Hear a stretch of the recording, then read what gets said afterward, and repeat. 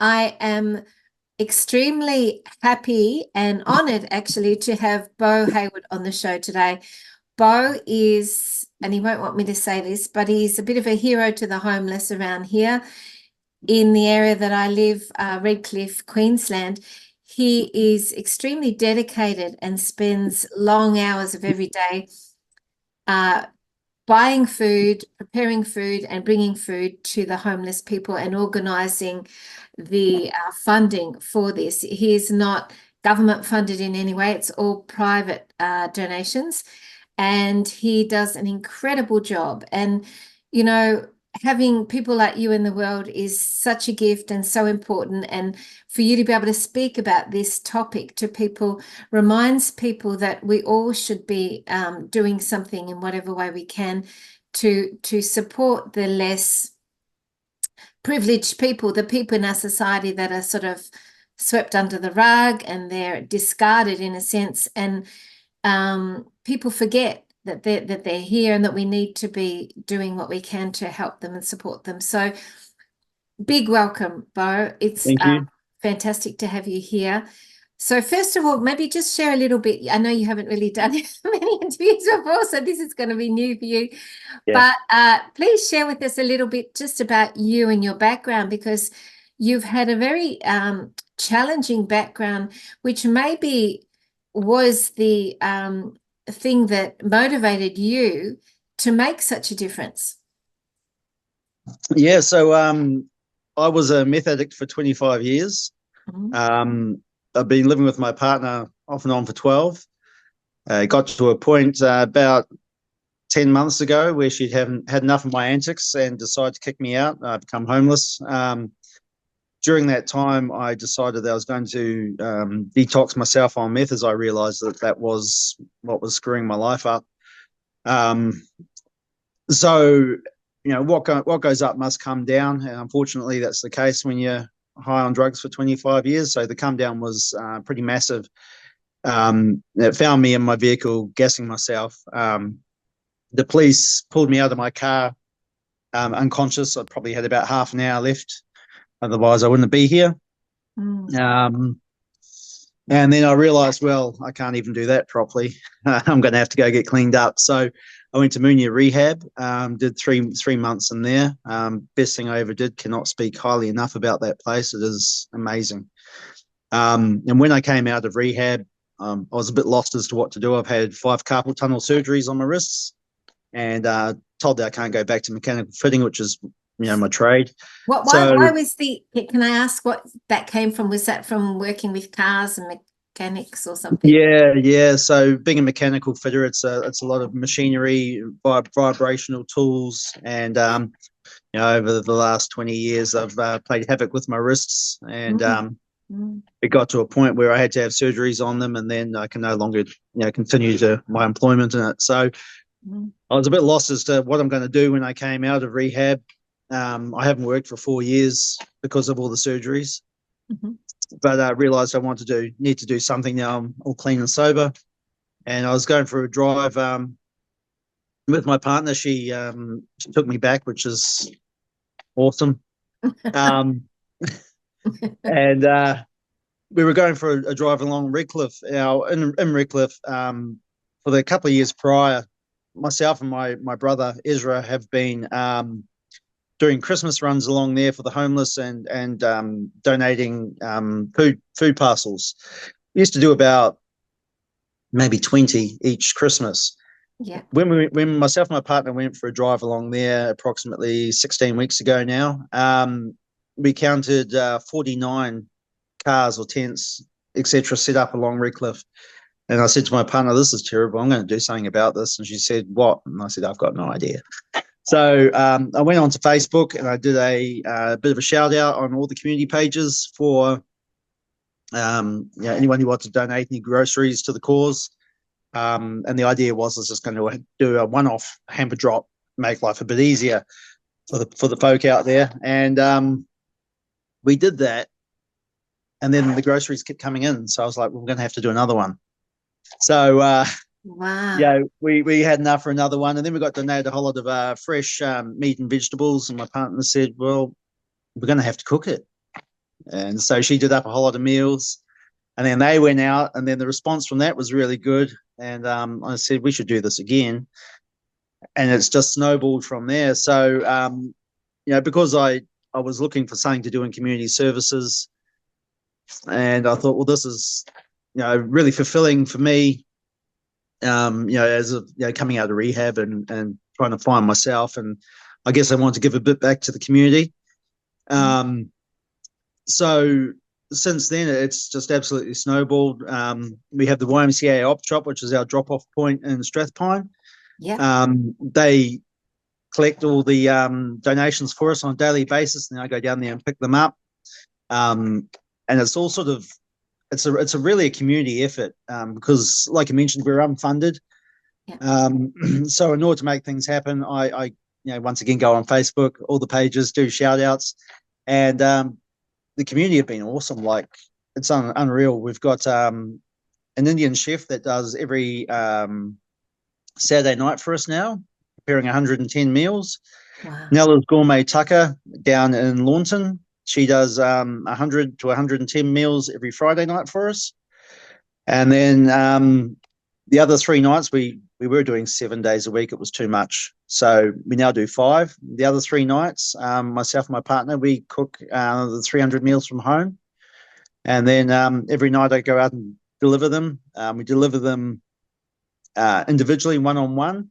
So I know everyone's names out there, know them all by name, go see them all individually, and give them all something to eat. I believe that, unlike food banks where people have to go and ask for food, by what we do, it's given. And I think that that's really important. It doesn't take away their last little bit of dignity. Sure. So you go up to their cars and their tents, and you pull out and then hand it to them directly. Hand it to them, yeah. It's Yes. never asked for. It's just, hey, do you want a hot meal? Here it is, given. And is there anything else you need? We often have a chat while I'm out and about. Unfortunately, there is a lot of addiction out there, and I can spot a mile away. Yes. So it's interesting that you've had that history, which helps you to, I guess, have enormous amounts of empathy and understanding for a lot of these people that are challenged in similar ways, maybe. Yeah, some lived experience there. So, and like I said, I can't speak highly enough of Medyhne Rehab, and I think Rehab is fantastic. I don't think I'd be here today if it wasn't for them. Where are they based? So they're in Redhill in Brisbane. Redhill in Brisbane. Okay, right. Yeah, just near the city.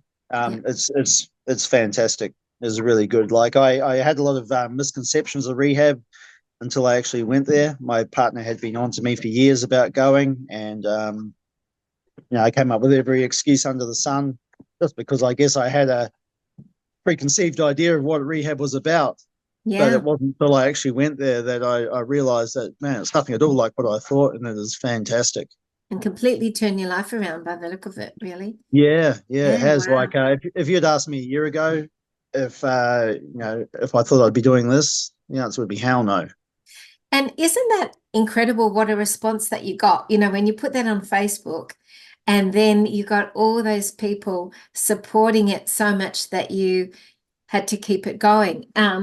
That is a wonderful thing to hear, that the community have been so responsive.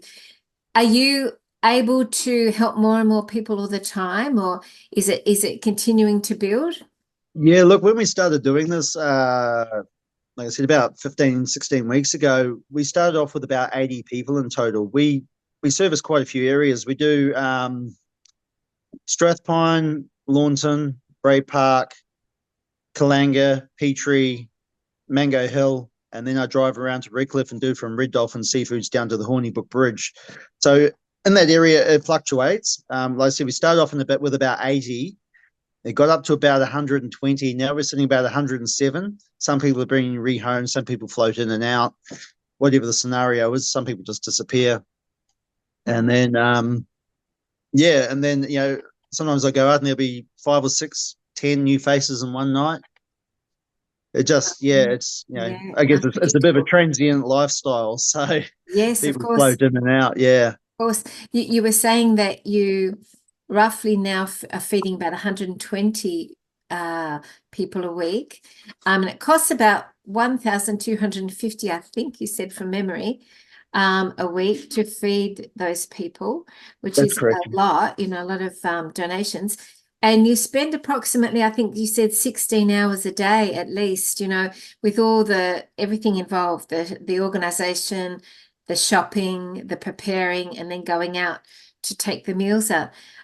It's really, fantastic, the dedication and the commitment that you're putting toward this. And what other things perhaps do you need aside from obviously houses? For the homeless people would be amazing. But what other things do you need in this area? I mean, obviously money is one thing. I also would like to mention just a very small thing, and it seems very insignificant in the scheme of what you're talking about, but I have greeting cards that I've made, and I am putting 10% of all the funds for my online cards to you and what you're doing with the homeless. So I'm hoping that get lots of people buying the cards, and then I can put something into this anyway. So it's just a small thing, but it was something I thought of, and I just really appreciate what you're doing. It's incredible. So yeah, tell us what other things you need. You had some fantastic news today too, so maybe you'd like to share that with us as well.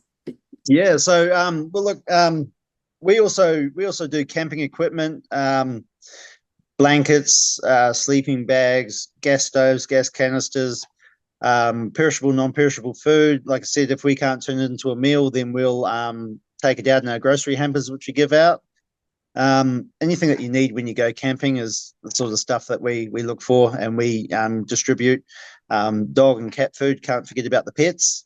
Yeah. Heaps of the people have pets. Right. And when it comes to temporary housing, it's the other people that get missed, because if housing come around and offer temporary housing, if you've got a pet, you're pretty much out of luck. And look, I'm a dog owner, and there's no way I'd give up my dog for anything, No, me neither. So I understand, One of the and family. when you've got almost nothing else, the last thing you want to do is give up your pet. So we try and look after them as well. We're just talking about before about how the community have been really responsive. And look, a little while ago, there was a gentleman whose tent caught on fire. He lost everything, and the fire brigade went and put it out, drove off again. And I thought, really someone should have maybe gone around and spoken to people about fire safety, or at least addressed a fire blanket or a fire extinguisher, things like that. Yeah. I put a shout out on Facebook for those.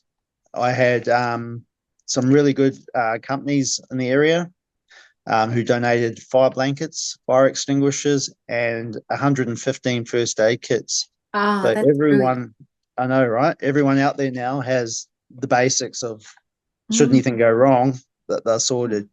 And look, these are items that I think are generally overlooked when it comes to homeless, but everyone has a fire, and just to keep warm at this time of year, and everyone uses it for cooking. Yeah. And I just thought it was really strange that they drive away after a big tent fire and not really address it. The staying in Yes, you reserve think it would be public one of the areas, first things that they do. Yeah, exactly. So it didn't happen again, and just basic fire safety information. Yeah. Yeah. Crazy. But anyway, we got that sorted, and then it sort of occurred to me too, needle containers, another important one. So I went to the local needle exchange, got a whole lot of needle containers, and I made them readily available on the back of my ute. So if anyone saw them there, they could discreetly grab one. Yeah. And do the right thing with used needles, so that no one stands on anything or no one gets hurt. So that was something else. So the good news that I got today was a couple of weeks ago, we put a bit of we need another delivery vehicle. It takes me 4.5 hours to get around everyone at night time.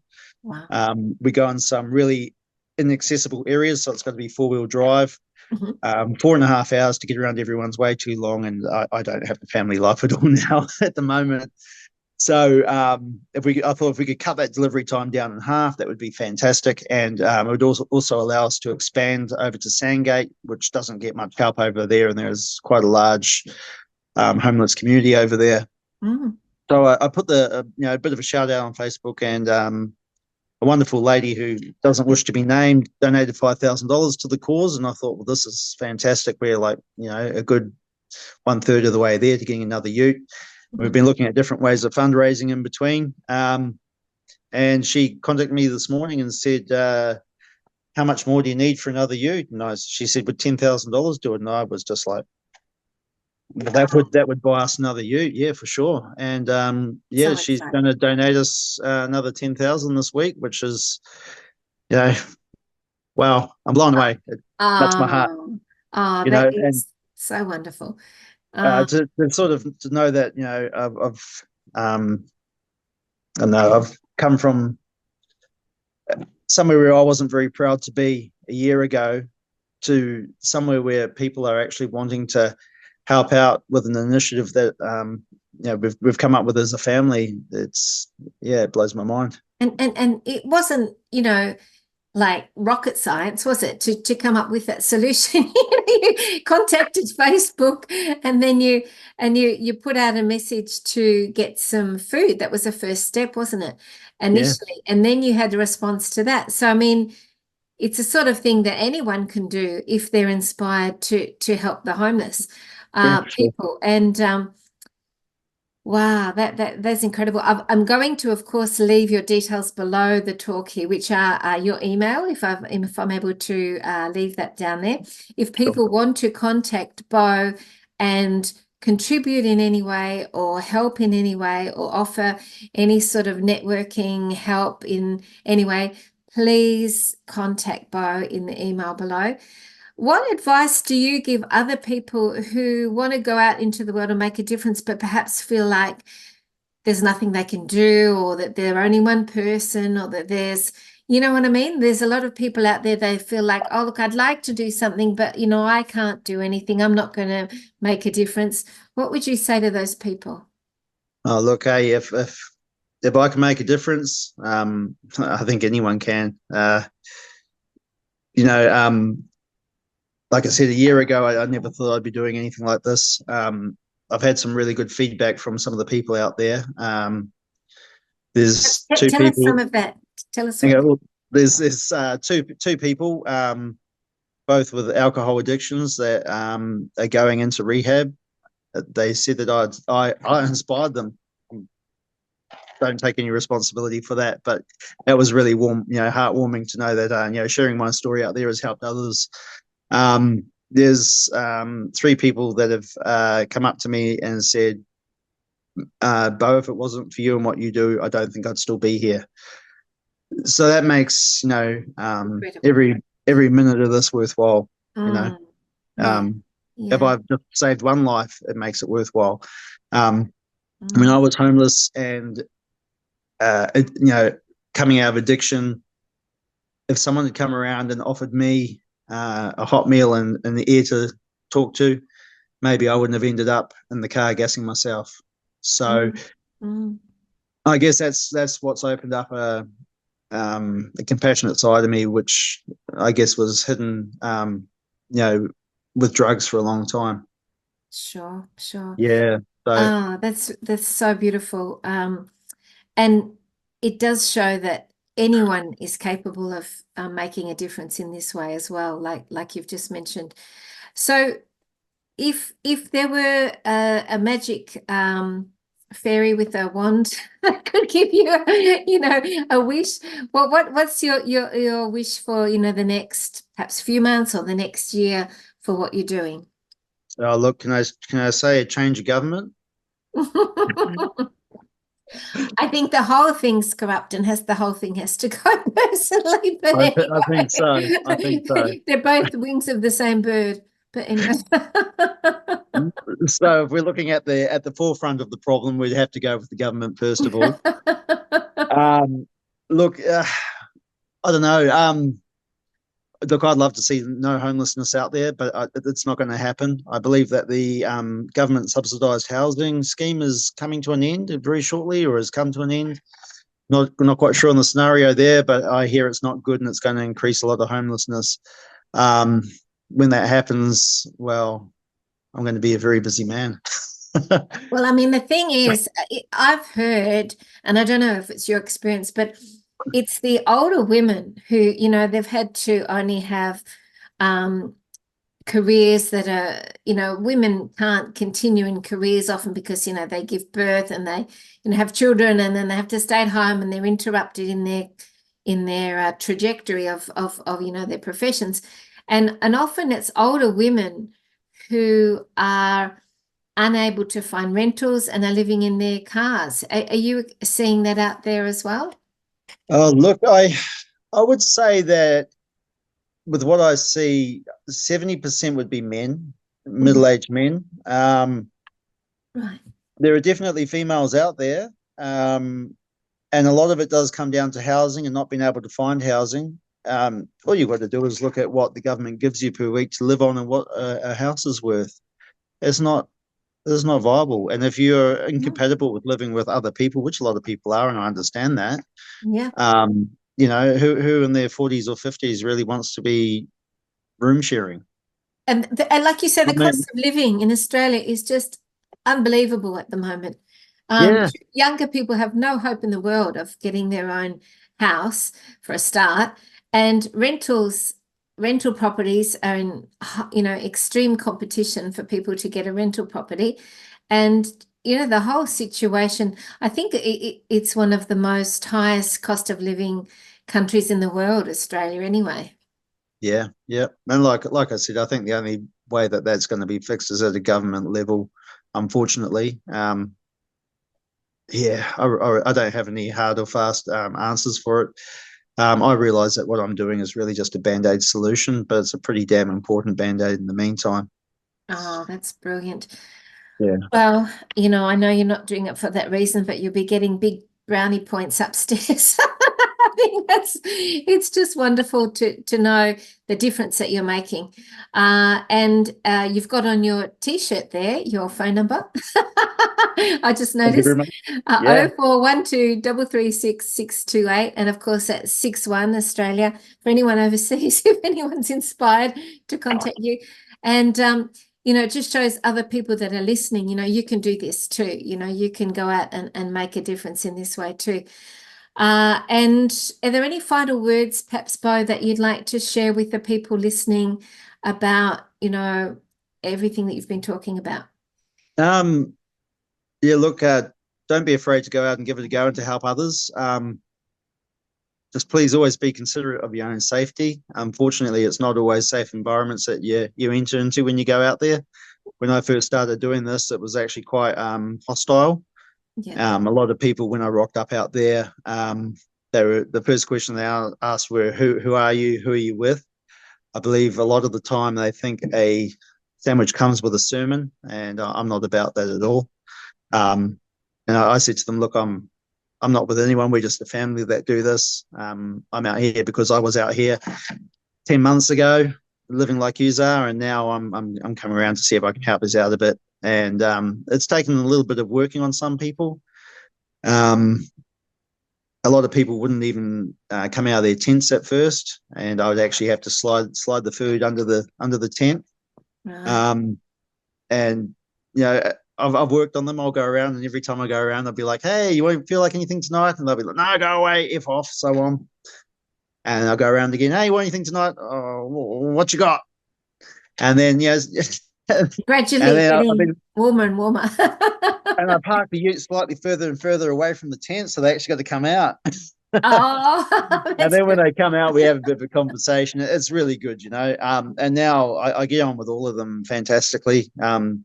They can actually hear the ute coming from the other side of the field. They know it's Oh, they know I'm on my way over, and the feedback and the appreciation I get is massive. I can oh, see it's making a big difference out there. Um, some people I rock up to and they're like, "Oh man, I'm so glad that you're here because I was wondering how I was going to eat this week." You oh, know, Wow. So, um, Incredible. and look, a lot. When I was saying about the safety issue, unfortunately, there is a lot of addiction out there, and Mm. with that addiction, often comes mental illness, anxiety, depression, psychosis. Sometimes I do see fights quite on the regular out there. Yeah. Look, there's guns in Redcliffe, there's knives over in Launton. So if you're going to do this yourself, just go around and introduce yourself during the day before Mm. you even go into go into the yard at night time, because it is, you are entering into the yards. Sure. A lot of these people have criminal convictions, have spent a lot of time in jail. Oh, you So, there? yes, you're back now, but you cut Oh, out that's for all right. quite a few I'm here. sentences there. Oh, you were just saying that before the internet went wonky, you were saying that, some of these people have spent time in jail. That was the last thing that I heard. Yeah. So look, that with a bit of psychosis, it can be a little bit on the dangerous side sometimes. Not saying everyone's like that at all, Sure. but I've come across a few hairy situations where I've been concerned for my safety sometimes. So Sure. just be real careful when doing this. Look after yourself, number one, because it's not always a hospitable environment that you walk into. Yeah. Yeah. Yeah. Okay, well that's a good note of caution there. And Definitely. so again, if anyone would like to support what Beau's doing, or even just sharing the video and just spreading the awareness of the type of thing that's possible for people to do out there, even if you can't give out the food yourself, you could find someone like Beau who's doing it and then support them. So I really think you're doing an incredible job, and you're an angel and a hero to I'm sure many of these people, and also given your history, your circumstance, overcoming that and then doing this is truly inspirational. So thank you so much, Beau. It's been really wonderful to chat with you, and I hope that people can contact you if they can help in any way. That's awesome. Thanks heaps for your time. Thanks for the interview. Really appreciate it. You're so welcome. Thank you. Thank you. Bye. Bye.